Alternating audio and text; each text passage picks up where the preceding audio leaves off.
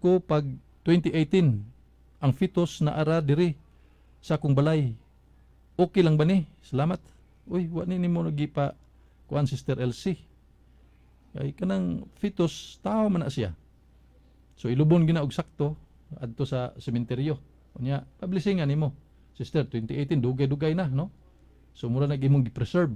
So di ta magkuan ana kundi adto nato sa sementeryo kay ang sementeryo mao man ang kuan no kini ang butanganan sa balaan nga lawas sa tao adto sa sementeryo kay ang sementeryo mao man ang balaan nga lugar diin matag tuig kuanan gyud na no binditahan gyud na tungod kay lagi atong balikon mga kaigsunan ang sementeryo usa man kabalaan nga lugar o sa kabalaan nga dapit diin ang mga kaparian matag tuig gyud mga kaigsunan maadto didto og kining magwisik og balaan nga tubig, holy water.